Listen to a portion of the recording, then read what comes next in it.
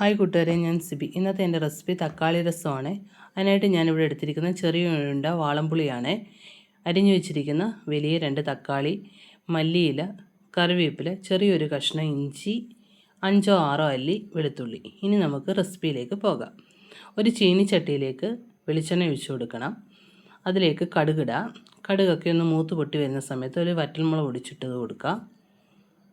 അതിലേക്ക് ഇഞ്ചിയും വെളുത്തുള്ളിയും ചതച്ചത് ചേർത്ത് നന്നായിട്ട് ഇളക്കി യോജിപ്പിച്ച് മൂപ്പിച്ചെടുക്കണം.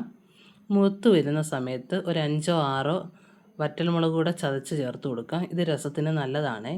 ഇതൊക്കെ ഒന്ന് മൂത്ത് നല്ല മണമൊക്കെ വരുന്ന സമയത്ത് അരിഞ്ഞു വെച്ചിരിക്കുന്ന തക്കാളി ചേർത്ത് കൊടുക്കുക. തക്കാളി ചേർത്ത് നന്നായിട്ട് യോജിപ്പിക്കണം. തക്കാളി പകുതി വെന്ത് വരുന്ന ഒരു സമയത്ത് 3 വലിയ പച്ചമുളക് വട്ടത്തിലരിഞ്ഞതും കറിവേപ്പിലയും ചേർത്ത് കൊടുക്കുന്നുണ്ട്. ഇതുകൂടെ നന്നായിട്ട് ഇളക്കി യോജിപ്പിച്ചെടുക്കുക.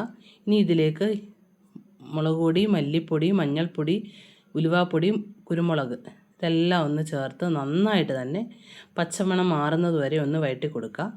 അതിലേക്ക് പുളിയും ഉപ്പും ചേർത്ത വെള്ളം ഒഴിച്ച് തിളപ്പിക്കാനായിട്ട് വെക്കണം. തിളച്ച ശേഷം അതിലേക്ക് മല്ലിയിലയും കായവും ചേർത്ത് വാങ്ങി വെക്കാം. ഈ രസം മഴക്കാലത്ത് ചോറിൻ്റെ കൂടെ കഴിക്കാൻ പറ്റിയ ഒരു തക്കാളി രസമാണ്. ഇത് ട്രൈ ചെയ്ത് നോക്കിയിട്ട് ഇതിൻ്റെ ഫീഡ്ബാക്ക് അറിയിക്കണം. നിങ്ങൾ എൻ്റെ ഈ ചാനൽ ലൈക്ക് ചെയ്യണം, ഷെയർ ചെയ്യണം, സബ്സ്ക്രൈബ് ചെയ്യണം.